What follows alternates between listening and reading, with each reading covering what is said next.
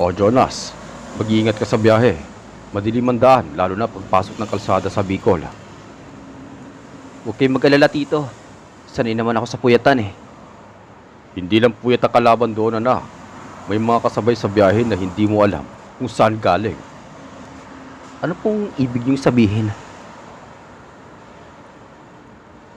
Basta, huwag kang lilingon kapag may tumawag sa pangalan mo na hindi mo kilala ang boses.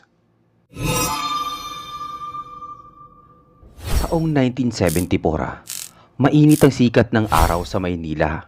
Pero ramdam na ang malamig na simoy ng hangin dahil papasok na ang huling bahagi ng taon.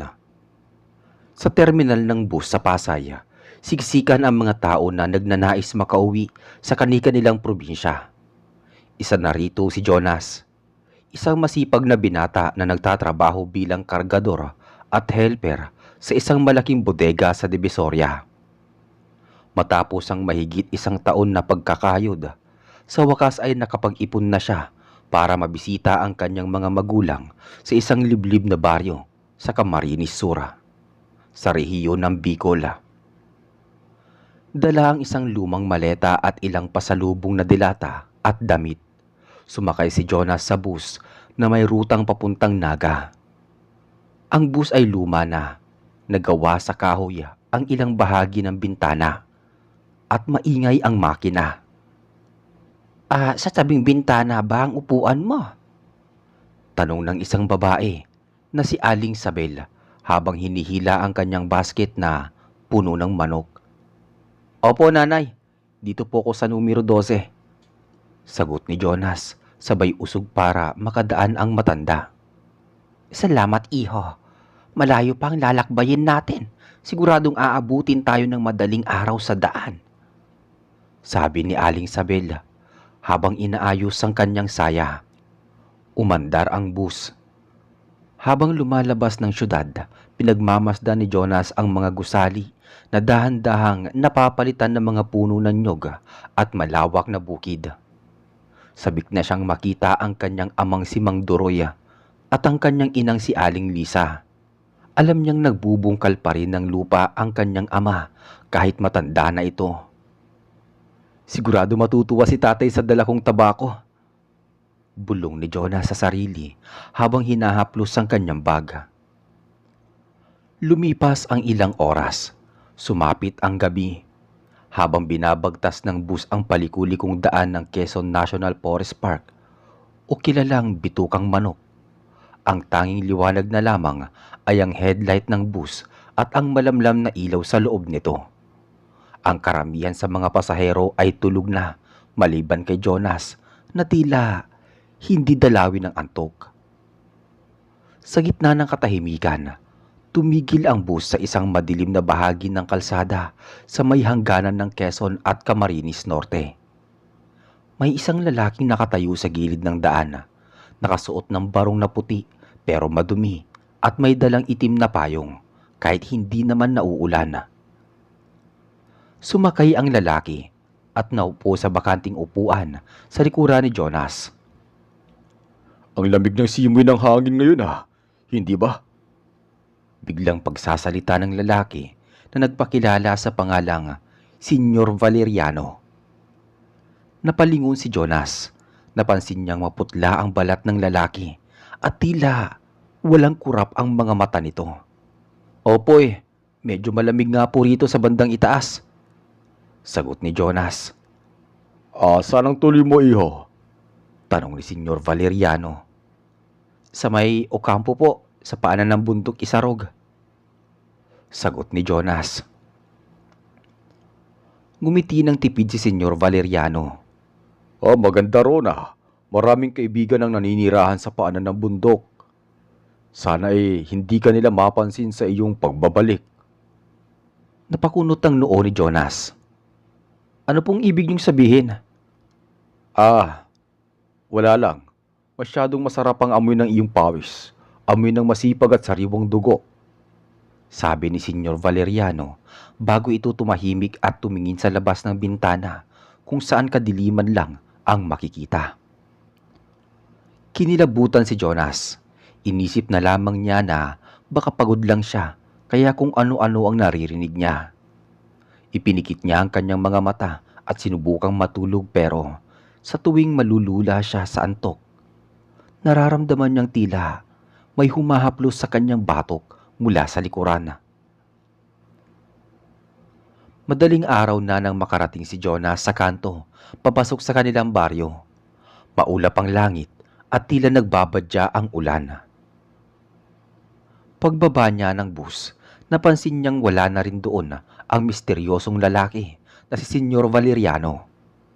Kahit hindi naman siya nakitang bumaba sa mga nakaraang stopover. "Salamat po, Manong Driver," sabi ni Jonas. Mag-iingat ka sa paglalakad. Alam mo namang kapag ganitong oras, naglipa na ang mga hindi nakikita sa daan. Paalala naman ng konduktora. Nakilala na rin ng pamilya ni Jonas. Opo. Sanay na po ako rito eh," sagot ni Jonas, kahit sa loob niya ay may kaba siyang nadarama. Naglakad si Jonas sa pilapil. Ang tanging tunog na naririnig niya ay ang huni ng mga kuliglig at ang malalakas na hiyaw ng mga tuko sa malalayong puno. Nang malapit na siya sa kanilang bakuran, nakita niya ang isang anino sa ilalim ng malaking puno ng santol. "Sino yan?" sigaw ni Jonas. Lumabas ang anino mula sa dilima. Iyon ay ang kanyang amang si Mang Duroy. May hawak na gasera at isang mahabang itak sa bewang. Oh, Jonas anak! Ikaw na pala yan. Masayang sabi ni Mang Duroy, pero mapapansin sa kanya ang pag-aalala. "Tay, bakit gising pa kayo?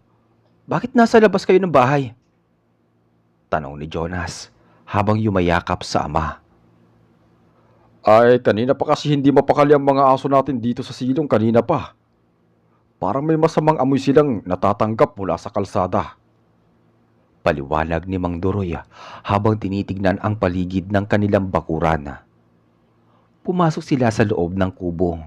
Doon ay naghihintay si Aling Lisa, ang kanyang ina, na agad na naghanda ng mainit na kape at tinapay. "Salamat sa Diyos at ligtas kang nakauwi, Jonas," sabi ni Aling Lisa habang hinahanda ang hapagkainan. Kamusta ang trabaho mo sa Maynila? "Maayos naman po. Medyo nakakapagod lang pero heto, nakapagdala ko ng kaunting pera para sa inyo," sagot ni Jonas. Habang kumakain na, napansin ni Jonas na si Mang Duroy ay nakatingin lang sa pintuan. Ang ama niya ay kilala sa baryo bilang isang taong may lihim na karunungan. Hindi lang siya simpleng magsasaka. Alam ng mga tao na kaya niyang magpaalis ng masasamang espiritu at gamutin ang mga biktima ng mga kulam o engkanto. Tay, meron bang problema?" tanong ni Jonas. Binaba ni Mang Duroy ang kanyang tasa. Jonas, may napansin ka ba sa biyahe mo? O may nakasabay ka ba na kakaiba ang kilos? Tanong ni Mang Duroy. Naalala ni Jonas si Senyor Valeriano. "Opo, tay. May isang lalaki sa bus. Napakaputla niya at kakaiba ang mga sinasabi niya tungkol sa amoy ng aking dugo," sabi ni Jonas. Biglang tumayo si Mang Duroy at kumuha ng isang bote ng langis na may mga ugat-ugat sa loob. Anak, ang lalaking nakasabay mo ay hindi tao. Isa siyang sugo mula sa kaharian ng mga engkanto sa bundok. Sinundan kanya hanggang dito. "Ano? Pero bakit po?" gulat na tanong ni Jonas. Dahil ang pamilya natin ay matagal nang may alitan sa mga nilalang na nasa paanan ng isarog. At ngayon nagbalik ka, inisip nila na ikaw ang magpapatuloy ng tungkulin ko rito. Seryosong sabi ni Mang Duroy. Kinabukasan, kahit pagod sa biyahe, sumama pa rin si Jonas sa kanyang ama sa bukid. Gusto niyang maranasan ulit ang amoy ng basang lupa at sariwang hangin. Habang nagbubungkal sila ng lupa, isang kapitbahay na si Kapidring ang lumapit sa kanila. Duroy, nakita mo ba ang mga baka ni Mang Sidro sa kabilang dako? Natagpo ang patay kaninang umaga. Walang dugo at parang tuyot na tuyot ang laman. Balita ni Kapidring. Napahinto si Mang Duroy sa pag-aararo. Kailan pa nagsimula to, Pidring? Nitong nakaraang 2 gabi lang. Sabi ng iba, may nakikitang malaking ibon na lumilipad tuwing hating gabi. Pero ang tunog ng pakpak, parang tawa ng tao ganun. Sabi ni Kapidring habang kinakabahan. Tinignan ni Mang Duroy si Jonas. Huwag kang lalayo sa akin, anak. Kahit maliwanag ang araw, nagmamasid sila. Wika niya rito. Habang nagpapatuloy sa pagtatrabaho, naramdaman ni Jonas na parang may nakatingin sa kanya mula sa madilim na bahagi ng gubat sa gilid ng bukid. Nang lumingon siya, nakita niya ang isang magandang babae na nakasuot ng mahabang bestidang dilaw. Nakatayo ito sa ilalim ng puno ng balite. Tay, sino yung babaeng yun? Turo ni Jonas. Tumingin si Mang Duroy sa itinuturo ng anak pero wala siyang nakita. Wala doon, Jonas. Huwag mong pansinin ng anumang nakikita mo na hindi ko nakikita. Iyon ay isang panunukso. Pero tay, kitang-kita ko siya. Kumakaway siya sa akin eh. Giit ni Jonas. Maya-maya, biglang kumuha ng asin si Mang Duroy sa kanyang bulsa at isinigaw ang ilang salitang hindi maintindihan ni Jonas. Biglang umihip ang malakas na hangin at ang babaeng nakita ni Jonas ay naging isang itim na usok at biglang nawala. O anak, ang nakita mo ay Malina, ang anak ng hari ng mga engkanto rito. Gusto ko niyang dalhin sa kanilang mundo para maging asawa. Kapag nangyari yon, hindi ka na makakabalik sa amin ni Lisa. Babala ni Mang Duroy. Nanginig ang tuhod ni Jonas. Ngayon lang niya na-realize na ang bakasyon na inaakala niyang payapa ay magiging isang pakikipaglaban para sa kanyang buhay at kaluluwa. Pag-uwi nila sa hapon, nadatnan nilang umiiyak si Aling Lisa. Duroy, ang ating alagang aso na si Tapi. Wala na. Natagpuan ko siya sa likod ng bahay. Laslas ang leeg, pero walang bakas ng dugo sa lupa.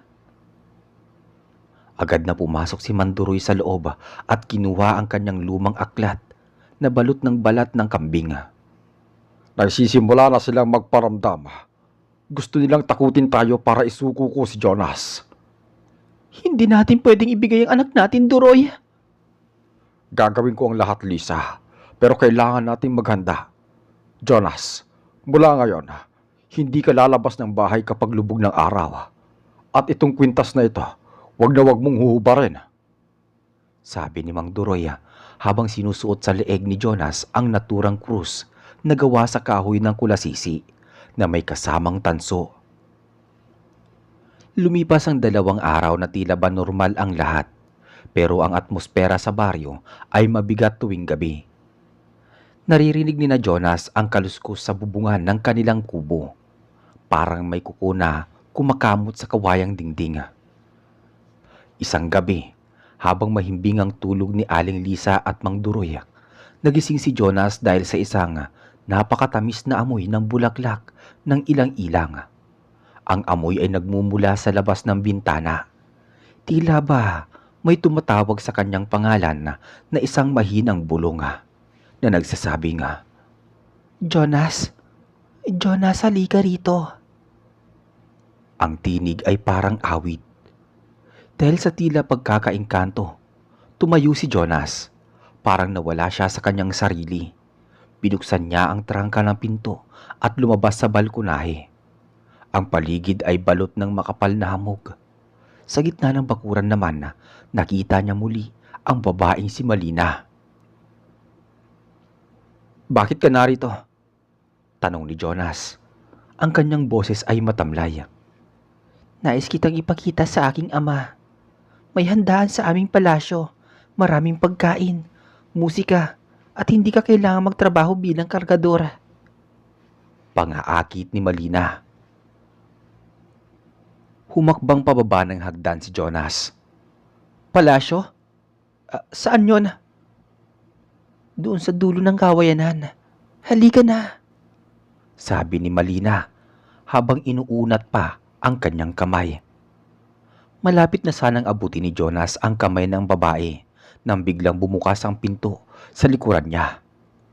Jonas, bumalik ka rito! Sigaw ni Mang Duroy. Biglang nahimasmasan si Jonas.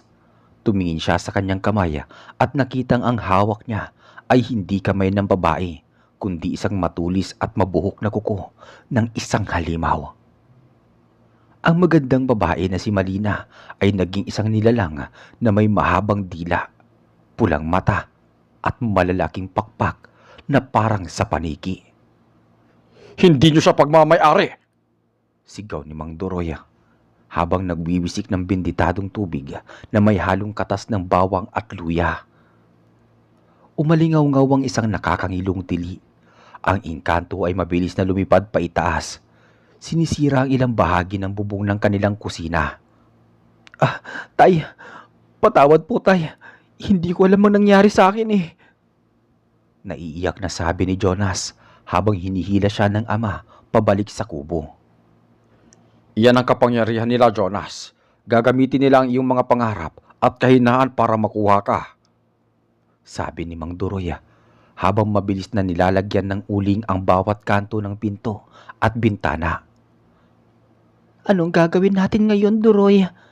Alam na nila ang ating kuta. Tanong ni Aling Lisa na nanginginig sa takot. Kailangan nating humingi ng tulong kay Hilario. Siya lang ang nakakaalam kung paano pasukin ang lagusan ng mga engkanto para tapusin ang sumpang to. Kinaumagahan, bago pa sumikat ang araw, naglakad ang mag-amang Duroy at Jonas patungo sa pinakamalayong bahagi ng sapa. Doon nakatira si Hilario, isang matandang ermitanyo na sinasabing mas matanda pa sa mismong baryo. Tay, sino po ba talaga si Hilario? Tanong ni Jonas habang tumatawid sila sa madulas na batuhan. Siya ang huling tagapagbantay. Nung panahon pa ng Kastila, ang pamilya na ang nagbabantay sa hangganan ng mundo ng tao at ng mga engkanto dito sa Bicol. Siya ang nagturo sa akin ng ilang lihim na karunungan. Paliwanag ni Mang Duroy. Nang makarating sila sa isang maliit na dampa na nakatago sa gitna ng malalaking puno ng dita, lumabas ang isang lalaki na may napakahabang puting balbas. Ito ay si Hilario. O Duroy, alam ko kung bakit ka narito. Ramdam ko ang amoy ng ibang lupa sa iyong anak. Bungad ni Hilario. Tulungan mo kami, Mang Hilario. Si Malina mismo ang nagpakita kay Jonas. Hindi sila titigil hanggat hindi nila nakuha ang dugo ng aking anak para ialay sa kanilang altar. Pakiusap ni Mang Duroy. Pinapasok sila ni Mang Hilario sa loob. Ang loob ng dampa ay puno ng mga tuyong dahon, bungo ng mga hayop at iba't ibang bote ng gamot. Jonas, maupo ka rito. Sabihin mo sa akin, nung nasa bus ka, may ibinigay ba sa iyo ang lalaking nakaputi? Napaisip si Jonas. Wala naman po eh. Sandali. Barya na nahulog sa lapag na ibinigay sa akin ng lalaki dahil kulang daw ang sukli ko. Ilabas mo ang baryang yon, sabi ni Hilario. Kinapkap ni Jonas ang kanyang bulsa at nilabas ang isang lumang barya. Nanlaki ang mga mata ni Mang Duroy. Ang barya ay hindi gawa sa tanso o pilak. Ito ay ginto na may nakaukit na mukha ng isang nilalang na may sungay. Ito ang kandado. Hanggat dala mo to, Jonas, may karapatan silang kunin ka kahit saan ka pumunta. Ito ang nagsisilbing mapa nila sa iyong kinaroroonan. Paliwanag ni Hilario. Itatapon na natin yan, sabi ni Jonas at ang ihahagis ang barya sa may bandang labas. Wag. Kapag tinapon mo yan ng walang ritual, lalong magagalit ang hari ng mga engkanto. Kailangan nating ibalik ito sa kanila sa paraang hindi kanila masasaktan. Paano po? Tanong ni Jonas. Kailangan pumunta kayo sa pinto ng Isarog. Mamayang gabi, doon sa kuweba kung saan lumalabas ang tubig bukal, kailangan nating harapin ang kanilang sugo. Sabi ni Mang Hilario habang naghahanda ng kanyang mga kagamitan. Bumalik ang mag-ama sa kanilang bahay kasama si Mang Hilario. Si Aling Lisa ay nagluto ng espesyal na hapunan, pero walang sino man sa kanila ang may ganang kumain. Lisa, maglagay ka ng mga dahon ng suha at makabuhay sa bawat sulok ng bahay. Huwag kang lalabas kahit anong mangyari. Sabi ni Mang Duroy. Mag-iingat kayo, Duroy. Jonas anak, bumalik kayo ha. Pagmamakaawa ni Aling Lisa habang naiiyak na. Babalik kami, Nay, pangako. Sabi ni Jonas, pilit na nagpapakatapang. Bago umalis, binigyan ni Mang Hilario si Jonas ng isang maliit na supot na may lamang pulbos. Kapag nararamdaman mong parang hinihigop ang iyong hininga, isaboy mo to sa iyong harapan. Ito ay pinatuyong puso ng saging na hinaluan ng abo ng palaspas. Nagsimula silang umakyat sa bundok. Ang dilim ay tila ba mas makapala kaysa sa karaniwan. Ang mga puno ay tila gumagalaw at humaharang sa kanilang dinadaanan. Habang umaakyat, may naririnig silang mga boses na tumatawa. At ang mga boses na yon ay nagsasabing, Duroy, ibigay mo ang iyong anak. Magiging hari siya sa aming kaharian. Boses iyon ni Senyor Valeriano na tila nanggagaling sa bawat direksyon. Huwag kang makikinig, Jonas. Ituloy lang ang lakad. Sabi ni Mang Duroy habang winawasiwas ang kanyang itak na nabasbasan ng orasyon. Maya-maya, biglang may lumitaw na isang itim na aso sa paligid nila. Ang mga asong ito ay kasing laki ng guya at ang mga mata ay nagbabaga. Mang Hilario, Tawag ni Mang Duroy. ako na ang bahala rito. Ituloy niyo ang pag-akyat sa kuweba. Jonas, hawakan mo ang barya ng mahigpit. Sabi ni Mang Hilario habang nilalabas ang isang latigo na gawa sa buntot ng pagi. Sa isang iglap, nagkaroon ng kaguluhan. Naglalaban si Mang Hilario at ang mga asong inkanto, habang sina Jonas at Mang Duroy ay mabilis na tumakbo patungo sa bukana ng kuweba. Nang makarating sila sa tapat ng kuweba, tumambad sa kanila si Senyor Valeriano. Ngunit sa pagkakataong ito, hindi na siya mukhang tao. Ang kanyang barong puti ay punit-punit na at ang kanyang balat ay kulay abo. Akala niyo ba'y ganun lang kadaling bawiin ang kasunduan? Wika ni Senyor Valeriano. Anong kasunduan ang sinasabi mo? Sigaw ni Mang Duroy. Ang iyong ninuno, Duroy, ipinagpalit niya ang kayamanan ng lupaing ito para sa kaligtasan ng inyong lahi. Ngunit ang bayad ay dapat maibigay tuwing ika-100 taon. At ang bayad ay ang panganay na lalaki ng inyong pamilya. Paliwanag ng inkanto habang humahalakhak. Napatitig si Jonas sa kanyang ama. Tay, totoo ba to? Hindi ko alam, anak. Ngunit hindi ko hayaan na kunin kanila. Sabi ni Mang Duroy at sumugod siya kay Senyor Valeriano. Nagkaroon ng matinding tapatan. Si Mang Duroy ay gumagamit ng mga orasyon habang ang inkanto naman ay gumagamit ng itim na mahika. Ang hangin sa paligid ay tila naging isang buhawi. Jonas, ang barya! Ihulog mo sa bukal! Sigaw ni Mang Duroy habang nakikipagbuno sa inkanto. Tumakbo si Jonas patungo sa loob ng kuweba kung saan dumadaloy ang tubig. Pero bago niya maihulog ang barya, hinarang siya ni Malina. Huwag, Jonas! Kapag ginawa mo yan, mamamatay ang iyong ama. Ang buhay niya ang magiging kapalit ng pagbawi mo sa barya. Banta ng inkantong babae. Napahinto si Jonas. Tinignan niya ang kanyang ama na hirap sa pakikipaglaban. Ano, Jonas? Pipiliin mo ba ang iyong sarili o ang iyong ama? Pangungutya ni Malina. Tinignan ni Jonas ang barya sa kanyang kamay. Pagkatapos ay ang kanyang ama at ang engkanto. Alam niyang kailangan niyang gumawa ng paraan na hindi ayon sa gusto ng mga nilalang na ito. Jonas, huwag kang makinig sa kanya. Gawin mo na! Sigaw ni Mang Duroy kahit na sinasakal siya ni Senyor Valeriano. Nanginginig ang mga kamay ni Jonas habang hawak ang gintong barya. Tumingin siya kay Malina na may panunuksong ngiti at pagkatapos ay sa kanyang ama na unti-unti nang nawawalan ng hininga sa kamay ni Senyor Valeriano. Jonas, gawin mo na! Huwag mo kong alalahanin. Hirap na sabi ni Mang Duroy. Hindi po, tay. Hindi ko kayo iiwan. Sagot ni Jonas.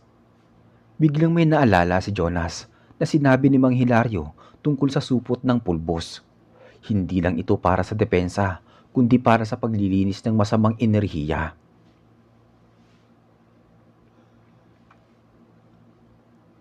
Sa halip na ihulog ang barya sa bukala, mabilis na dinukot ni Jonas ang supot ng pulbos mula sa kanyang bulsa. Isinaboy niya ito ng malakas patungo kay Senyor Valeriano. Ang abo ng palaspas at puso ng saging ay humalo sa hangin at nang dumampi ito sa balat ng engkanto, umusok ito na parang napaso ng kumukulong tubig. Napahiyaw ang engkanto. Nabitawan niya si Mang Duroy at napaluhod sa lupa habang tinatakpan ang kanyang muka. Sa pagkakataong yun, mabilis na lumapit si Jonas sa kanyang ama at tinulungan itong makatayo. Tay, ayos lang po ba kayo? Ayos lang ako, anak. Pero ang barya, kailangan matapos na ang kasunduang to. Sabi ni Mang Duroy. Hinarap ni Jonas si Malina na ngayon ay galit na. Ang magandang mukha nito ay tuluyan ng naging isang anyong halimaw, puno ng kaliskis at matutulis na ngipin. Akala mo ba ay matatalo niyo kami sa maliit na ritual na yan? Ungol ni Malina. Hindi namin kayo tatalunin sa galit, kundi sa pagbawi ng aming karapatan. Sagot ni Jonas. Kinuha niya ang kanyang itak at mabilis na kinalasan ang kanyang sariling palad. Jonas, anong ginagawa mo? Gulat na tanong ni Mang Duroy. Hinayaan ni Jonas na pumatak ang kanyang sariwang dugo sa gintong barya. Sabi niyo dugo ang bayad. Heto ang dugo ko. Pero ito ang dugo ng isang taong malaya. Binabawi ko na ang pangako ng aking mga ninuno. Sabi ni Jonas. Inihulog ni Jonas ang barya. Nabalot ng kanyang dugo sa gitna ng bukal ng tubig. Sa sandaling lumubog ang barya, niyanig ang buong kuweba. Isang nakakasilaw na liwanag ang lumabas mula sa tubig. Ang mga tinig ng mga engkanto sa paligid ay naging mga hiyaw ng sakit. Napasigaw si Senyor Valeriano bago siya tuluyang maging abo at tangayin ng hangin. Si Malina naman ay umatras sa dilim. Ang kanyang anyo ay unti-unting naglalaho. Magbabayad kayo! Hindi pa ito ang huli! Banta niya bago siya tuluyang nawala sa kailaliman ng kuweba. Maya-maya, natahimik ang paligid. Ang makapal na hamog ay biglang napawi at sumilip ang liwanag ng buwan sa pagitan ng mga puno. Ilang sandali pa ang lumipas, dumating si Mang Hilario na sugatan din pero nakatayo pa. Nagawa ninyo, Jonas, ang dugo ng taong may busilak na puso at handang magsakripisyo ang tanging makakaputol sa sumpa ng ginto. Sabi ni Mang Hilario habang hinihingala. Inalalaya ni Jonas ang kanyang ama pababa ng bundok. Nang makarating sila sa kanilang bakuran, agad silang sinalubong ni Aling Lisa na may hawak na rosaryo. Salamat sa Diyos, ligtas kayo. Umiiyak na sabi ni Aling Lisa habang niyayakap ang kanyang mag-ama. Tapos na, Lisa. Wala nang sumpa sa ating pamilya. Sabi ni Mang Duroy habang nakatingin sa langit. Pumasok sila sa loob ng bahay. Ginamot ni Aling Lisa ang sugat ng kamay ni Jonas at ang mga galos ni Mang Duroy. Kahit pagod at sugatan, may ngiti sa mga labi ni Jonas. Ngayon lang nga naramdaman ang tunay na katahimikan ng probinsya. Kinabukasan, naging usap-usapan sa buong baryo ang nangyaring pagyanig sa bundok. Ang mga hayop na nawawala ay hindi na nadagdagan pa at ang mga taong may sakit dahil sa nagalaw ay biglang gumaling. Samantala, nagpasya si Jonas na manatili muna ng ilang linggo para tulungan ng kanyang ama sa bukid. Sa bawat araw na lumilipas, nararamdaman niyang mas lumalakas ang kanyang koneksyon sa lupang kinalakhan niya.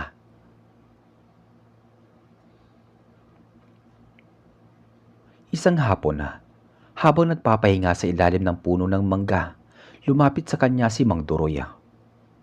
Anak, alam kong marami kang gustong marating sa Maynila, pero tandaan mo, ang dugong nananalaytay sa'yo ay dugo ng isang tagapangalaga. Sabi ni Mang Duroy. Tay, hindi ko po malilimutan ang nangyari. Mas gusto ko pa rito sa probinsya. Mas payapa ang buhay kahit may mga hindi tayo nakikita. Sabi ni Jonas. Mabuti kung ganon. Pero huwag kang magpapakampante. Ang mga engkanto ay laging nariyan, nagmamasid. Pero hanggat malinis ang iyong kalooban, wala silang kapangyarihan laban sa iyo. Payo ng kanyang ama. Matapos ang 3 linggo, kailangang bumalik ni Jonas sa Maynila para ayusin ang kanyang mga gamit at tuluyan ng magpasya kung doon pa ba siya magtatrabaho o babalik na lang sa Bicol. Mag-iingat ka sa biyahe, Jonas. Heto, dalhin mo itong bagong kwintas. Gawa ito sa buto ng isdang dagat na hinaluan ng tanso. Sabi ni Mang Duroy habang iniaabot ang proteksyon sa anak. Salamat po, tay. Babalik po ako kaagad. Sabi ni Jonas. Naglakad si Jonas patungo sa kalsada kung saan siya sasakay ng bus. Nang dumating ang bus, nakita niya ang pamilyar na muka ni Mang Tiroy, ang konduktora. O Jonas, babalik ka na ng Maynila. Sabi ni Mang Tiroy. Opo Manong, pero sandali lang po ako ron. Sagot ni Jonas habang umaakyat sa bus.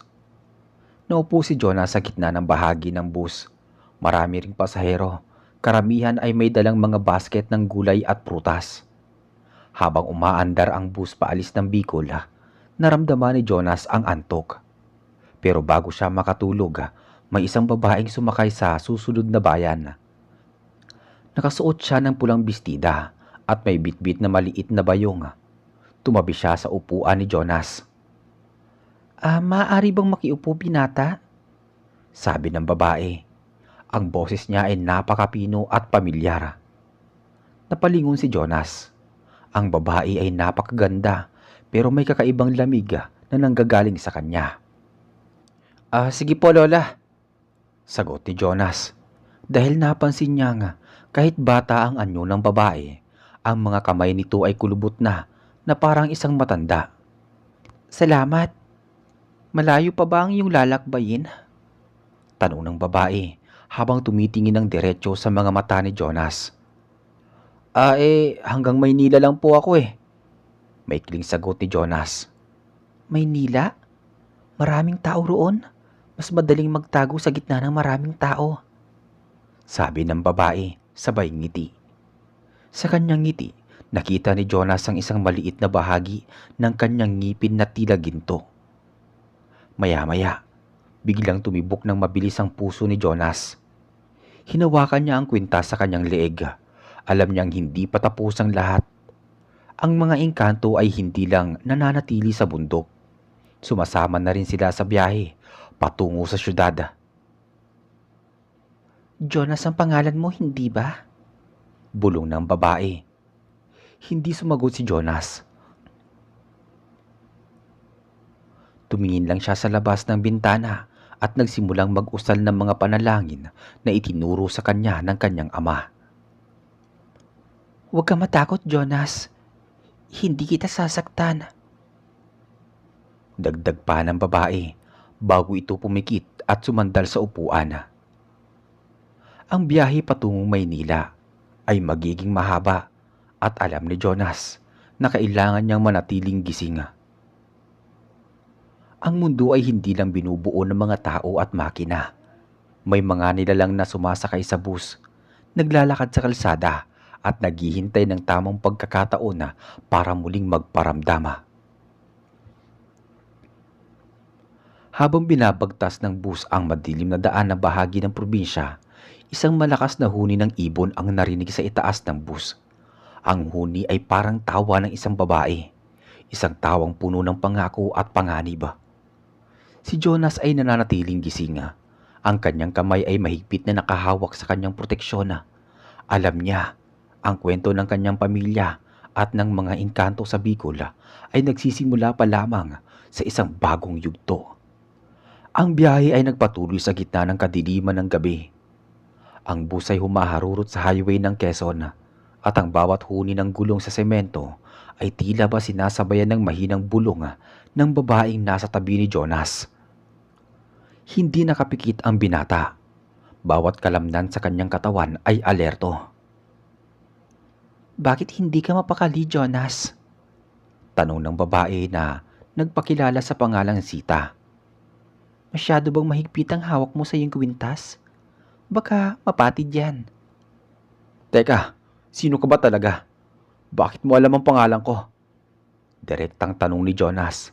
Pilit na pinatitibay ang kanyang boses. Ngumiti si Sita at sa pagkakataong to, napansin ni Jonas ang refleksyon ng babae sa bintana ng bus. Hindi ito tao. Ito ay isang aninong walang muka na may mahabang daliri. "Ako ang alaala ng kasunduang binaliwala ninyo. Akala nyo ba, iganoon lang kadali yon? Ang gintong barya ay simbolo lang, pero ang utang ay nasa dugo," sabi ng babae. Maya-maya pa, tumirik ang bus sa gitna ng isang tulay sa Lopez, Quezon. Ang lahat ng ilaw sa loob ay namatay. Nagising ang ibang mga pasahero. Nagsimulang magbulungan at magreklamo. "Anong nangyari, Manong?" sabi ni Jonas kay Mang Tiroy. Hindi ko alam. Bigla na lang namatay yung makina. Pati ang baterya ayaw umandar," sagot ni Mang Tiroy habang pilit na sinususi ang bus. Sa labas naman, ang paligid ay naging napakatahimik. Walang huni ng kuliglig, walang hangin. Ang tanging naririnig ay ang mabigat na paghinga ni Sita. "Heto na sila," bulong ni Sita. Mula sa ilalim ng tulay, nagsimulang umakyat ang mga itim na figura. Hindi sila tao. Hindi rin sila hayop. Sila ay mga tayho. Mga nilalang na may katawan ng tao, pero ang ulo ay parang sa kabayo na may malalaking pangila. Pinalibutan nila ang bus. "Jonas, lumabas ka dyan. Ibigay mo ang nararapat sa amin." Ang boses ay tila kulog na nanggagaling sa kailaliman ng lupa. Tumayo si Jonas. Alam niyang kung mananatili siya sa loob, madadamay ang lahat ng inosenteng pasahero. "Huwag kayong lalabas. Manatili kayo sa loob," sigaw niya sa mga ito. "Jonas, wag!" babala ni Mang Tiroy. "Hindi po, Manong. May dala ko," sagot ni Jonas. Kinuha niya ang bote ng langis na ibinigay ni Mang Duroy bago siya umalis. Binuksan niya ang pinto ng bus at matapang na bumaba. Sinalubong siya ng malamig na simoy ng hangin. Sa harap niya ay nakatayo ang isang higanteng engkanto, ang hari ng mga ito. "Ang iyong ama ay matalino, Jonas. Pero ikaw ay bata pa. Ibigay mo sa amin ang iyong buhay bilang kapalit ng katahimikan ng inyong baryo sa Bicol." Wika ng hari. "Ang buhay ko ay hindi sa inyo. At ang Bicol ay hindi niyo pagmamay-ari," sabi ni Jonas. Binuhos niya ang langis sa kanyang mga kamay at kinuha ang maliit na tanso mula sa kanyang kwintas. Nag-usal si Jonas ng orasyon na orasyong palagi niyang naririnig sa kanyang ama na si Mang Duroy. Maya-maya, biglang nagliwanag ang tanso. Ang liwanag ay hindi masakit sa mata, kundi isang mainit na liwanag na tila ba nanggagaling sa araw. Sa ngalan ng mga ninuno namin nagbungkal ng lupa ng may dangal, lisanin niyo ang lugar na ito! Sigaw ni Jonas. Isinaboy niya ang natitirang pulbos na ibinigay ng ermitanyo patungo sa mga nilalanga. Ang bawat butil ng pulbos na tumatama sa mga engkanto ay nagiging parang apoy. Nagkagulo ang mga nilalang na ito. Napatras sila at si Sita na nakadungaw sa bintana ay naglabas ng isang matinis na tili bago tuluyang naglaho sa dilima. Maya-maya, biglang umandar ang makina ng bus. Ang mga ilaw ay bumalik. Ang mga engkanto ay mabilis na nagpulasan patungo sa kakahuyan.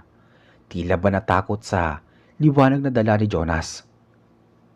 Dahil doon nakahinga ng maluwag si Jonas. Umakyat siyang muli sa bus, pagod na pagod. Jonas, anong ginawa mo? Tanong ni Mang Tiroy, gulat na gulat sa nakita. Tinapos ko lang ang dapat tapusin, Mang Tiroy. Sagot ni Jonas. Makalipas ang ilang buwan hindi na bumalik si Jonas sa Maynila para magtrabaho bilang kargador. Nagpasya siyang manatili sa Bicol, sa paanan ng bundok Isarog. Doon naging katuwang siya ni Mang Duroy sa pagsasaka at sa pag-aaral ng mga lihim na karunungan para protektahan ang kanilang baryo. Isang hapon habang nag-aani sila ng palay kasama si Aling Lisa, napansin ni Jonas ang isang matandang paru-paro na kulay ginto na naglalaro sa kanyang paligid. Hindi na siya natatakot. Alam niyang hanggat may pagmamahal sa kanyang pamilya at tapang sa puso, walang nilalang ang makakagapi sa kanila. Tay, Nay, handa na po ang hapunan. Tawag ni Jonas. Sa gitna ng payapang bukid, sa ilalim ng nagbabagong kulay ng langit sa Bicol, namuhay ang pamilya ng matiwasay. Ang mga kwentong engkanto ay nananatiling bahagi ng kanilang buhay, hindi na bilang isang katatakutan, kundi bilang paalala na ang tao at kalikasan ay dapat may respeto sa isa't isa. At sa tuwing may dadaan na bus patungong probinsya, lagi nakamasid si Jonas mula sa malayo. Nananalangin na sana ay maging ligtas ang bawat pasahero mula sa mga nilalang na nagtatago sa kadiliman. Dito po nagtatapos ang ating kwento. Ang kwento ni Jonas, ang binata na mula sa Maynila na naging tagapangalaga ng kanyang lupang sinilangan. Muli, ako po si Reggie, ang inyong narrator sa channel na Pagkagat ng Dilima. Huwag niyo pong kalimutang mag-subscribe at pakilike na rin ng ating video. Hanggang sa muli.